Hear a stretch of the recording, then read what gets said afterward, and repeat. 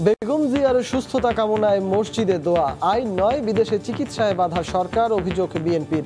অসুস্থতা নিয়ে রাজনীতি করছে দলটি, পাল্টা জবাব আওয়ামী লীগের।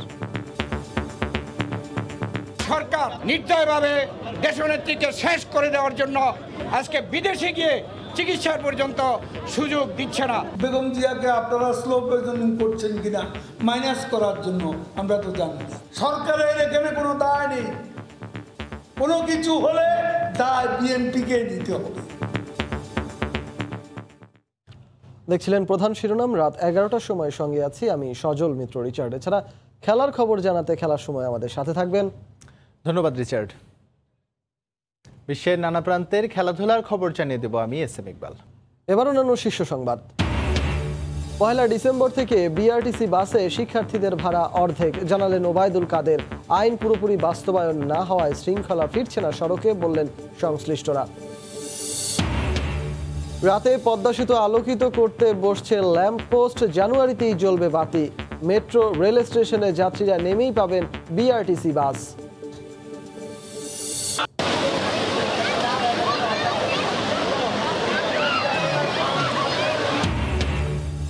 সাগরের ঢেউয়ে জল কেলিতে মেতেছে নানা বয়সীরা। সাপ্তাহিক ছুটির দিনে কক্সবাজার সৈকতে পর্যটকের ভিড়, হয়রানি বন্ধ ও নিরাপত্তা বাড়ানোর দাবি।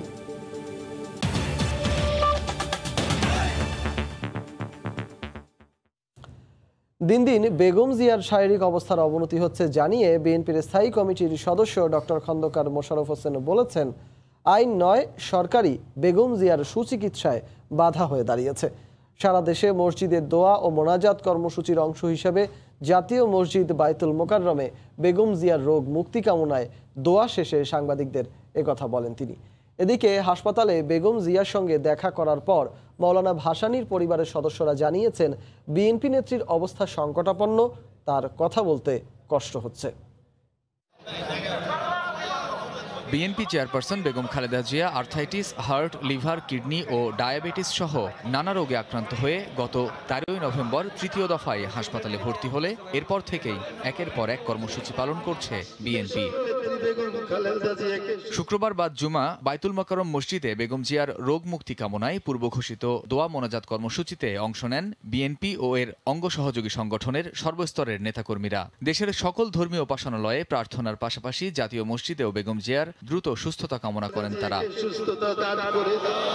দোয়া মোনাজাত শেষে দলের স্থায়ী কমিটির সদস্য ডক্টর খন্দকার মোশাররফ হোসেন বলেন, বেগম জিয়ার শারীরিক অবস্থার অবনতি হওয়ায় যত দ্রুত সম্ভব বিদেশে নিতে হবে তাকে। আমাদের নেত্রীর শারীরিক অবস্থা খারাপ এবং দিন দিন খারাপের দিকে যাচ্ছে, কিন্তু আজকে সরকার নির্দয়ভাবে দেশনেত্রীকে শেষ করে দেওয়ার জন্য আজকে বিদেশে গিয়ে চিকিৎসার পর্যন্ত সুযোগ দিচ্ছে না। আইনের কথা বলে লাভ নাই, কোনো বাধা নেই। বাধা হচ্ছে সরকার। আমাদের নেত্রীকে বিদেশে নিয়ে চিকিৎসা করার ব্যাপারে যে সকল বাধা আছে সে সকল বাধা দূর করে সে অনুমতি দেওয়ার জন্য আমরা দাবি জানাচ্ছি।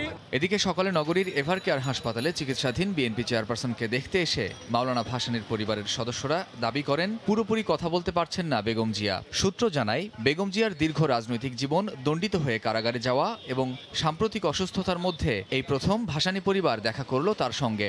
কথা বলতে পারে, খুব আস্তে আস্তে অবস্থা তো খুব খারাপ। ওনার চিকিৎসকরা বললেন ওনার শারীরিক অবস্থা অত্যন্ত খারাপ, ওনার দেশে কোনো কিছুই করা সম্ভব না। প্রথম দফায় 53 দিন চিকিৎসা শেষে বাড়ি ফিরলেও দ্বিতীয় ধাপে আবারও 26 দিন হাসপাতালে ভর্তি ছিলেন সাবেক এই প্রধানমন্ত্রী। মাত্র 6 দিনের ব্যবধানে আবারও হাসপাতালে ভর্তির পর এভারকেয়ারের সিসিইউতে চিকিৎসা নিচ্ছেন বিএনপি নেত্রী। কামরুজ্জামান মামুন, সময় সংবাদ, ঢাকা। বেগম জিয়ার অসুস্থতা নিয়ে বিএনপি রাজনীতি করছে বলে পাল্টা জবাব দিয়েছেন আওয়ামী লীগ সাধারণ সম্পাদক ওবায়দুল কাদের। বিএনপি নেত্রীকে মাইনাস করার ষড়যন্ত্র চলছে বলে অভিযোগ করেন তিনি। বিকেলে বঙ্গবন্ধু অ্যাভিনিউতে দলের সম্পাদক মণ্ডলীর বৈঠক শেষে ওবায়দুল কাদের বলেন, তাকে বিদেশে নিয়ে চিকিৎসার ক্ষেত্রে আইনের বাইরে যাওয়ার কোনো সুযোগ নেই। এদিকে বিদেশে গিয়ে চিকিৎসা নিতে হলে দোষ স্বীকার করে বেগম জিয়াকে রাষ্ট্রপতির কাছে ক্ষমা চাওয়ার পরামর্শ আওয়ামী লীগ নেতাদের। বিএনপি নেত্রীর বিদেশে চিকিৎসা ইস্যু নিয়ে গত 2 সপ্তাহ ধরে উত্তপ্ত রাজনীতির মাঠ। বিএনপি আওয়ামী লীগ নেতারা একে অপরকে দোষারোপ করে বক্তব্য দিয়ে আসছেন। শুক্রবার বিকেলে বঙ্গবন্ধু অ্যাভিনিউতে দলের সম্পাদক মণ্ডলীর বৈঠক শেষে ওবায়দুল কাদের বলেন, বেগম জিয়ার কিছু হলে সরকারের নয়, দায় নিতে হবে বিএনপিকেই। বেগম জিয়াকে আপনারা স্লো পয়জনিং করছেন কিনা মাইনাস করার জন্য আমরা তো জানি না।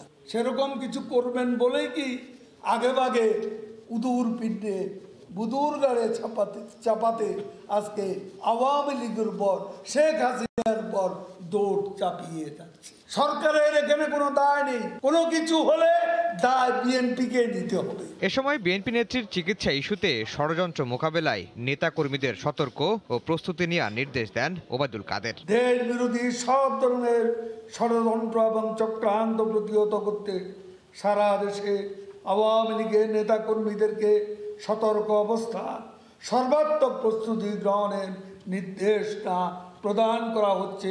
এদিকে বেগম জিয়াকে দোষ স্বীকার করে রাষ্ট্রপতির কাছে ক্ষমা চাওয়ার পরামর্শ দিয়েছেন আওয়ামী লীগ নেতারা। বিএনপি এবং ৭১-এর ঘাতক জামাত এই শক্তি যদি পৃষ্ঠপোষকতা করত জঙ্গিদের, সরাসরি লালন পালন যদি জঙ্গিদের না করত, তাহলেই একেবারে নির্মূল করা সম্ভব হতো। বেগম খালেদার জীবন বাঁচানোর জন্য যে আইনের একটা পথই এখন খোলা আছে, মহামান্য রাষ্ট্রপতির কাছে উনি ক্ষমা চাইতে পারেন। বিএনপি বেগম খালেদা জিয়ার অসুস্থতাকে একটি অজুহাত হিসেবে দাঁড় করিয়ে তাকে বিদেশ পাঠিয়ে দিতে চায় রাজনৈতিক উদ্দেশ্যে। বেগম খালেদা জিয়া সেখানে গিয়ে যেন রাজনীতি করতে পারেন, যেটি করছেন তারেক রহমান। আইনের মধ্যে থেকেই বিএনপি নেত্রীর চিকিৎসার সব সুযোগ করে দেয়া হচ্ছে বলেও জানান দলটির নেতারা। আফজাল হোসেন, সময় সংবাদ, ঢাকা। সারা দেশে বিআরটিসি বাসের ভাড়া শিক্ষার্থীদের জন্য অর্ধেক করার সিদ্ধান্ত নিয়েছে সরকার। আগামী ১ ডিসেম্বর থেকে এ সিদ্ধান্ত কার্যকর বলে জানিয়েছেন সড়ক পরিবহন ও সেতু মন্ত্রী ওবায়দুল কাদের। এদিকে আইন পুরোপুরি বাস্তবায়ন না হয় সড়কে শৃঙ্খলা ফিরছে না বলে মনে করছেন সংশ্লিষ্টরা। জ্বালানি তেলের দাম বৃদ্ধির পর ধর্মঘট ডেকে বাস ভাড়া বাড়াতে সরকারকে এক প্রকার জিম্মি করে পরিবহন মালিক শ্রমিকরা। এতে যাত্রীদের মাঝে ক্ষোভ দেখা গেলেও সংঘবদ্ধ কোনো প্রতিবাদ আসেনি। পরে হাফ পাসের দাবিতে রাস্তায় আন্দোলনে নামে শিক্ষার্থীরা। বদরুন্নেসা কলেজের এক ছাত্রী হাফ ভাড়া দিতে চাওয়ায় বাসের হেলপার ধর্ষণের হুমকি দিলে এই আন্দোলন আরও তীব্র হয়। রাজধানী ছাড়াও দেশের বিভিন্ন জেলায় একই দাবিতে আন্দোলনে নামে শিক্ষার্থীরা। লাগাতার কয়েকদিনের আন্দোলনের পর বিআরটিসি বাসের ভাড়া শিক্ষার্থীদের জন্য 50 ভাগ কমানোর সিদ্ধান্ত নিয়েছে সরকার। আগামী 1 ডিসেম্বর থেকে এই সিদ্ধান্ত কার্যকর হবে বলে জানিয়েছেন সড়ক পরিবহন ও সেতুমন্ত্রী। শুক্রবার নিয়মিত ব্রিফিংয়ে এ ঘোষণা দিলেও বেসরকারি বাসের ভাড়ার বিষয়ে কোনো সিদ্ধান্ত জানাননি মন্ত্রী। মাননীয় প্রধানমন্ত্রী সারা দেশে বিআরটিসি বাসে শিক্ষার্থীদের চলাচলের ক্ষেত্রে বাস ভাড়া শতকরা 50 ভাগ কমানোর সিদ্ধান্তে সম্মতি দিয়েছেন। ছাত্রছাত্রীদের অবশ্যই নিজ নিজ ছবিযুক্ত বৈধ পরিচয়পত্র সাথে রাখতে হবে, তবে শিক্ষা প্রতিষ্ঠান ছুটির দিনে কনসেশন প্রযোজ্য হবে না। 2018 সালেও নিরাপদ সড়কের দাবিতে শিক্ষার্থীদের 9 দিনের টানা আন্দোলনে সড়কে প্রাণহানি কমাতে ও শৃঙ্খলা ফেরাতে 9 দফা দাবি জানায় শিশু কিশোররা। প্রায় 4 বছরেও সেসব দাবির অধিকাংশই বাস্তবায়িত হয়নি। নিরাপদ সড়ক আন্দোলনের নেতারা বলছেন, অদৃশ্য কারণে সড়কে শৃঙ্খলা ফেরাতে পারছে না সরকার। সরকার বলেছে, নিজের থেকে বলেছে, আমাদের চক্ষু খুলে গেছে, আমরা জানতে পেরেছি, আমরা বুঝতে পেরেছি আমাদের কি করণীয় ছিল, আমরা কি করিনি, আমরা করব, কিন্তু সেটি আবার ঘুমিয়ে গেল। আগামী মঙ্গলবার বেসরকারি বাসে হাফ ভাড়ার বিষয়ে সিদ্ধান্ত আসতে পারে। তাজওয়ার মাহমিদ, সময় সংবাদ, ঢাকা। নটরডেম কলেজের শিক্ষার্থী নাঈম হাসানকে চাপা দেয়া ময়লাবাহী গাড়ির মূল চালক হারুনকে গ্রেফতার করেছে র্যাব। রাজধানীর যাত্রাবাড়ি থেকে তাকে গ্রেফতার করা হয়। হারুন ঢাকা দক্ষিণ সিটি কর্পোরেশনের গাড়িটির নিয়মিত চালক হলেও ঘটনার দিন গাড়ি চালাচ্ছিল হেলপার রাসেল। বুধবার সকাল 11টার দিকে রাজধানীর গুলিস্তানে রাস্তা পারাপারের সময় নাঈমকে চাপা দেওয়ার পরপরই রাসেলকে আটক করে পুলিশ। পরে পুলিশ জানায়, চালক হারুন নিজে হেলপার রাসেলের হাতে গাড়ির চাবি তুলে দিয়েছিল। প্রায় 10 বছর ধরে ঢাকা দক্ষিণ সিটি কর্পোরেশনের নিয়োগপ্রাপ্ত চালক, তবে গাড়ি চালাননি একদিনও। নিজের নিয়োগ দেয়া ড্রাইভার চালাচ্ছেন গাড়ি। বলছি ক্লিনার থেকে চালক হওয়া সাইফুল ইসলামের কথা, যিনি ঢাকা দক্ষিণ সিটি কর্পোরেশনের পরিবহন চালক ও শ্রমিক কর্মচারী ইউনিয়নের সাধারণ সম্পাদক। অভিযোগ আছে, ক্ষমতার দাপটে গাড়ি বাড়ি সহ অঢেল সম্পত্তির মালিক হয়েছেন তিনি। নিজামুদ্দিনের ছবিতে রাশেদ বাপ্পির রিপোর্ট। সিটি কর্পোরেশনের গাড়ি চাপায় সম্প্রতি একদিনের ব্যবধানে দুটি মৃত্যুর পর আলোচনায় সংস্থাটির পরিবহন খাত। বিষয়টি নিয়ে বিস্তারিত তথ্য অনুসন্ধানে সময় সংবাদ। অবস্থান সায়দাবাদ এলাকায় ঢাকা দক্ষিণ সিটির ময়লার গাড়ির ডিপো। ভেতরে ঢুকতেই চোখে পড়ল সারি সারি গাড়ি। রাতভর ময়লা পরিবহন করে এখানে গাড়িগুলো পার্ক করে রাখা হয়। এবার মেঘ না চাইতেই বৃষ্টি হয়ে হাজির কয়েকজন চালক। তাদের মুখেই উঠে আসতে শুরু করে নানা অনিয়ম আর অব্যবস্থাপনার খবর। প্রত্যেকটা গাড়ির নামে একটা করে ড্রাইভার বরাদ্দ আছে না, সেরকম বরাদ্দ ড্রাইভার নাই। লেবার, কেউ ক্লিনার, কেউ অন্য ইয়েতে যারা চাকরি করে, তারা এই দায়িত্ব পূরণ করতেছে এই ঘাটতিটা। আমাদের পারমানেন্ট ড্রাইভার আছে, ওরা বিভিন্ন ধরনের কাজ করে বা বাসায় থাকে বা টেলিস্টে থাকে, নিজের কাজটা অন্যকে দিয়ে অন্য কাজ করে। এত সব অনিয়মের মাঝে সবথেকে বড় অনিয়মের তীর ঢাকা দক্ষিণ সিটি কর্পোরেশনের পরিবহন চালক ও শ্রমিক কর্মচারী ইউনিয়নের সাধারণ সম্পাদক সাইফুল ইসলামের বিরুদ্ধে। সিটি কর্পোরেশনের ময়লাবাহী গাড়ির তুলনায় চালকের সংখ্যা কম, সেটি যেমন একটি বিষয়, ঠিক তেমনি অভিযোগ আছে অনেক নিয়োগপ্রাপ্ত চালক নিজে গাড়িটি না চালিয়ে গাড়ি তুলে দিচ্ছেন অন্যের হাতে। ঠিক যেমন এই গাড়ির চালক সাইফুল ইসলাম, তিনি গাড়ি চালান না দীর্ঘ বছর, নিয়োগপ্রাপ্ত হয়েও তিনি গাড়িটি তুলে দিয়েছেন ইউসুফ নামের এক ব্যক্তির হাতে। 11 বছর যাবৎ নিয়মিত 2001 সালে 11 সালে চাকরি, সেই 10 বছর চালিয়ে যেতে পারবে না, কিন্তু সে হলো চালক, পাশাপাশি এখন সাধারণ সম্পাদক। তাহলে তার গাড়িকে চালায়, তার গাড়িটা চালাই ইউসুফ। অভিযোগের সত্যতা যাচাইয়ে আমরা ফোন করি সাইফুলের নিয়োগকৃত চালক ইউসুফকে। রাত্রে 9:30টার দিকে বেরিয়ে প্রায় আজান পর্যন্ত চালাইছে। গাড়ির নাম্বারটা কত যেন? 1202। সাইফুল ইসলাম ভাইয়ের গাড়ি। জি জি। এবারের গন্তব্য অভিযুক্ত সাইফুল ইসলামের বাড়ি। যাত্রাবাড়ির গোলাপবাগ মোড়েই আলিশান বহুতল ভবনে থাকেন সাইফুল ইসলাম। সকালবেলা বাজারে গেছিল, তারপর ওর সাথে আমার কথা হয়নি। আচ্ছা, সাইফুল ইসলাম ভাই আসলে কি করেন? ওনার জব কি? ওটা আপনারা খোঁজ নিয়ে দেখেন। এখানে কি আপনারা ভাড়ায় আছেন, এটা ফ্ল্যাট কেনা? এটা আমাদের নিজেদের। স্বল্প এর সময়ের মধ্যেই নিজের ফোন নম্বরটিও বন্ধ করে দেন সাইফুলও। পরিবহন বিশেষজ্ঞরা বলছেন, দিনের পর দিন সিটি কর্পোরেশনের ময়লার গাড়ি নানা দুর্ঘটনা ঘটালেও নির্বিকার ছিল কর্তৃপক্ষ। তাই অনিয়মের দায় এড়াতে পারে না সংস্থাটি। চালক যার চালার কথা সে না চালিয়ে আরেকজন আউটসোর্স করে চালাচ্ছে, এটা তো যার জানার কথা সে যদি জানা না থাকে তাহলে সে দায়িত্বের কিন্তু অবহেলা করলো। এটা সিটি কর্পোরেশন দায় এড়াতে পারে না, কোনোভাবে এড়াতে পারে না। ঢাকার 2 সিটি কর্পোরেশনেই নির্ধারিত গাড়ির তুলনায় চালক সংখ্যা অনেক কম। রাশেদ বাপ্পি, সময় সংবাদ, ঢাকা। রাতে পদ্মা সেতু আলোকিত করতে বসানো হচ্ছে ল্যাম্পপোস্ট।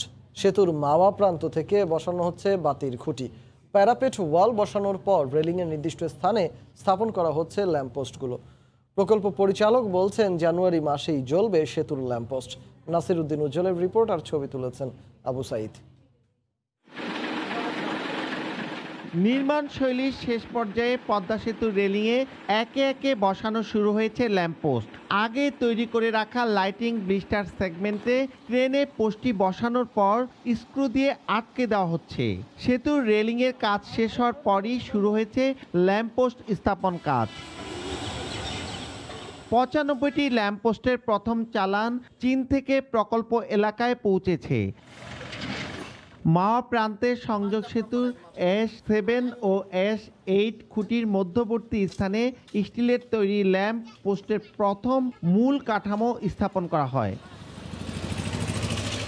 মাওয়া প্রান্ত থেকে সেতুতে ওঠার পথে পোস্টগুলো দৃশ্যমান। এখন সেতুর একের পর এক এমন কর্মযজ্ঞ দেখে খুশি পদ্মাপাড়ের মানুষ। সেতুর ভারী ও চ্যালেঞ্জিং কাজগুলো অনেক আগে শেষ হয়ে গেছে, আর ইতিমধ্যে ল্যাম্পপোস্ট বসানো শুরু হয়ে গেছে। এটার জন্য আমরা উপকৃত হব এবং গোটা দেশের মানুষ উপকৃত হবে। ল্যাম্পপোস্ট বসানোর জন্য সেতুর সবগুলো লাইটিং ব্লিস্টার সেগমেন্ট ইতোমধ্যে তৈরি করা হয়েছে। ডিসেম্বর থেকে জানুয়ারির মধ্যেই সব ল্যাম্পপোস্ট বসানো সম্ভব হবে বলে আশাবাদ প্রকল্প পরিচালকের। 6.15 কিলোমিটার দীর্ঘ মূল সেতু অংশে ল্যাম্পপোস্ট বসবে মোট 328টি।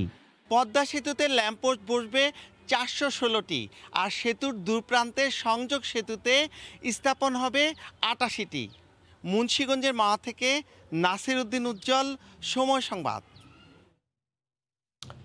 প্রথম ধাপে উত্তরা থেকে শুরু হয়ে মেট্রো রেল শেষ হবে আগারগাঁও এসে, কিন্তু এখান থেকে যাত্রীরা যাবেন কোথায়? এমআরটি কর্তৃপক্ষ বলছে, এই দুর্ভোগ নিরসনে আগারগাঁও থেকে মতিঝিল সহ একাধিক রুটে চলবে বিআরটিসির বিশেষ সার্কুলার বাস। এজন্য আগারগাঁও এলাকায় বাস স্ট্যান্ডের জমি অধিগ্রহণের প্রস্তুতিও নিচ্ছে তারা। আর বিআরটিসি বলছে মেট্রো রেল চালুর প্রথম দিন থেকেই এই সার্ভিস দিতে প্রস্তুত তারা। রাশেদ লিমনের রিপোর্ট। নগরে গণপরিবহন নৈরাজ্য আর নানা ভোগান্তির মধ্যে এক মুঠো স্বস্তির আশা নিয়ে আসছে মেট্রো রেল। বছর কয়েক আগেও যা ছিল কেবলই স্বপ্ন, আস্থা চোখের সামনে বাস্তবতা। এরই মধ্যে দেশের প্রথম বৈদ্যুতিক ট্রেন MRT লাইন 6 এর অগ্রগতি 72 ভাগ। প্রথম পর্ব উত্তরা থেকে আগারগাঁও অংশের কাজ এগিয়েছে 90 ভাগ, আর দ্বিতীয় পর্ব আগারগাঁও থেকে মতিঝিল 71 ভাগ। এরই মধ্যে ঘোষণা এসেছে উত্তরা থেকে আগারগাঁও অংশে 2022 সালের ডিসেম্বরে হবে বাণিজ্যিক যাত্রা। সেক্ষেত্রে কর্তৃপক্ষ আগেই জানিয়েছে টেকনিক্যাল কারণে আগারগাঁওয়ের পরে মতিঝিলের আগে অন্য কোনো স্টেশনে প্রথম পর্ব বর্ধিতের সুযোগ নেই। তাই স্বাভাবিকভাবেই প্রশ্ন ওঠে, আগারগাঁয়ে বাড়তি চাপ সামলানো যাবে তো? কর্তৃপক্ষ বলছে মতিঝিল পর্যন্ত চালু হবে 1 বছর পরে, অর্থাৎ 2023 সালে। সে পর্যন্ত বিআরটিসির সঙ্গে চুক্তি করছে MRT। আগারগাঁও থেকে মতিঝিল, কমলাপুর, উত্তরা সহ বেশ কয়েকটি রুটে হচ্ছে বিআরটিসির সার্কুলার সার্ভিস। আগারগাঁও থেকে নামার পরে ওখান থেকে যাতে যাত্রীরা মেইন যে আমাদের জায়গাগুলো আছে, এটার জন্য ইতিমধ্যে আমাদের বিআরটিসি থেকে লিখিতভাবে প্রস্তাব দেওয়া হয়েছে। তারাই এই সার্ভিসটা মেনটেন করবে। বিআরটিসি বলছে আগারগাঁওয়ের যাত্রী চাপ সামাল দিতে বেশ কিছু বাস দিবেন তারা। ইতিমধ্যে আমরা আলোচনা করেছি, আনুষ্ঠানিক পত্র দিয়েছি। আমরা আশা করি যে আমরা এই সার্ভিসটি আমরা প্রথম দিন থেকে দিতে পারবো। এরই মধ্যে 7টি কোচ এসেছে ডিপোতে, একটি আছে মোংলায়। MRT লাইন 6 এর হাত ধরেই দেশে প্রথমবারের মতো চালু হতে যাচ্ছে মেট্রো রেল। বৈদ্যুতিক রেলের এই যুগে পা দেওয়ার সাথে সাথে দেশের যোগাযোগ খাতের, বিশেষ করে রাজধানীর যোগাযোগ ব্যবস্থার আমূল পরিবর্তন আনবে, এমনটাই মনে করছেন সাধারণ মানুষ। রাশেদ লিমন, সময় সংবাদ, ঢাকা। এর আগে ভোরে ভূমিকম্পে কেঁপে ওঠে পুরো দেশ। রিক্টার স্কেলে 6.2 মাত্রার ভূমিকম্পে অল্প কিছু জায়গায় ক্ষয়ক্ষতির খবর পাওয়া গেছে, তবে বড় ধরনের ক্ষতি বা হতাহতের খবর মেলেনি। ভূমিকম্পের উৎপত্তিস্থল ছিল মিয়ানমার। এছাড়াও ভারত, চীন ও ভুটানেও কম্পন অনুভূত হয়। ঘড়িতে তখন ভোর 6:45। হঠাৎই কেঁপে ওঠে বাংলাদেশ। বেশ কয়েক সেকেন্ড স্থায়ী এ ভূমিকম্পে বহুতল ভবনগুলো দুলে ওঠে। ঘুম ভেঙে আতঙ্কিত হন মানুষ। অনেকে সেই অভিজ্ঞতা শেয়ার করেন সামাজিক মাধ্যমে। রাজধানী ছাড়াও কম্পন অনুভূত হয় বরিশাল, খুলনা, রাজশাহী ও রংপুরে। যুক্তরাষ্ট্রের পর্যবেক্ষণ সংস্থা USGS জানিয়েছে রিক্টার স্কেলে এর মাত্রা ছিল 6.2। উৎপত্তিস্থল মিয়ানমারের হাখা থেকে 20 কিলোমিটার উত্তর পশ্চিমে। কেন্দ্র ছিল ভূপৃষ্ঠ থেকে 32.8 কিলোমিটার গভীরে। বাংলাদেশ আবহাওয়া জানিয়েছে ভূমিকম্পের উৎপত্তিস্থল ছিল ঢাকা থেকে 338 কিলোমিটার উত্তর ও উত্তর পশ্চিমে। ভূমিকম্পের সময় রাঙ্গামাটির পুরানপাড়া নির্মাণাধীন সংযোগ সেতুর জোড়ায় এবং একটি মসজিদে ফাটল দেখা দেয়। এছাড়া তাড়াহুড়া করে নামতে গিয়ে মাথায় কাচের বোতল পড়ে আহত হন 3 জন। চট্টগ্রামের একটি মাদ্রাসার CCTV ফুটেজে বোঝা যায় কম্পনের মাত্রা। বাংলাদেশ ছাড়াও চীন, ভারত ও ভুটানে বহু এলাকা কেঁপে ওঠে। হাতিকুর রহমান তমাল, সময় সংবাদ, ঢাকা। রড ভর্তি ট্রাক নির্দিষ্ট গন্তব্যে পৌঁছে না দিয়ে তুলে দেয়া হয় দালাল চক্রের কাছে। দালালরা যোগাযোগ করে ক্রেতাদের সঙ্গে, ক্রেতা যোগাযোগ করে চালকের সঙ্গে। দাম ঠিক হলে বিক্রি করে দেয়া হয় ট্রাক ভর্তি পণ্য। 3 সদস্যকে গ্রেফতারের পর পুলিশ বলছে এরা আন্তঃজেলা রড চোর চক্রের সদস্য। বুলবুল রেজার রিপোর্ট। ঢাকা চট্টগ্রাম মহাসড়ক সহ উত্তরবঙ্গের মহাসড়কগুলোতে পণ্যবাহী ট্রাক ছিনতাইয়ের ঘটনা নতুন নয়। অসাধু চক্র পণ্য বোঝাই ট্রাক নির্দিষ্ট গন্তব্যে পৌঁছে না দিয়ে তুলে দিচ্ছে চোরাই সিন্ডিকেটের কাছে। ক্ষতিগ্রস্ত হচ্ছেন ব্যবসায়ীরা। রড ভর্তি এই ট্রাকটি চট্টগ্রামের সীতাকুণ্ড থেকে সুনামগঞ্জে নির্দিষ্ট ক্রেতার কাছে যাওয়ার কথা ছিল, কিন্তু চালক ও তার সহযোগীর পূর্ব পরিকল্পনা অনুযায়ী ট্রাকটি সিলেটের কোম্পানিগঞ্জে চলে যায় আন্তঃজেলা চোর চক্রের কাছে। প্রায় 10 লাখ টাকায় বিক্রি করে দেওয়া হয় 13 টন রড। চোরাই এই সিন্ডিকেটের 3 সদস্যকে গ্রেফতার করেছে গোয়েন্দা পুলিশ। উদ্ধার করা হয়েছে 13 টন রড। পুলিশ বলছে নির্দিষ্ট প্রতিষ্ঠান থেকে ট্রাকে কিংবা কাভার্ড ভ্যানে পণ্য লোড করার পর তা ক্রয়কারী প্রতিষ্ঠানে না নিয়ে বিক্রি করে দিত চক্রটি। চোরাই পণ্য বিক্রির জন্য সারা দেশে রয়েছে তাদের দালাল। যে ড্রাইভার এবং হেল্পারের মাধ্যমে মালামালগুলি পরিবহনের দায়িত্ব দেয়, তো তারাই মূলত বিশ্বাস ভঙ্গ করে এই মালামালগুলি তারা বিক্রি করার জন্য প্রথম অবস্থায় তারা করে কি রুট চেঞ্জ করে। কোনো মালামাল যদি চিটাগং থেকে সিলেটের উদ্দেশ্যে যাওয়ার কথা থাকে তারা করে কি কুমিল্লা পর্যন্ত এসে রুট চেঞ্জ করে, হয়তো বা তারা নরসিংদীর দিকে নিয়ে গেল, অথবা তারা করে কি কুমিল্লা পর্যন্ত এসে কুমিল্লা একটা দালাল চক্রের সাথে তারা যোগাযোগ করে, টেলিফোনিক কনভারসেশন করে।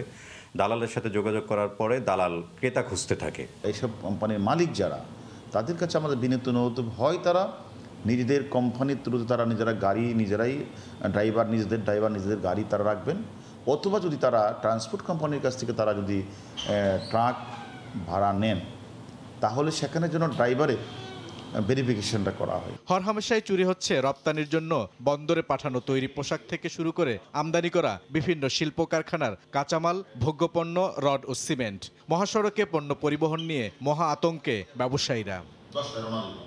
বুলবুল রেজা, সময় সংবাদ, ঢাকা। রংপুরে এবার প্রতি হেক্টর জমিতে বেড়েছে ধানের উৎপাদন। করোনা আর শেষ মুহূর্তে তিস্তার বন্যা সত্ত্বেও ভালো ফলন পেয়ে খুশি কৃষকরা। রতন সরকারের রিপোর্ট আর ছবি তুলেছেন তারিকুল ইসলাম।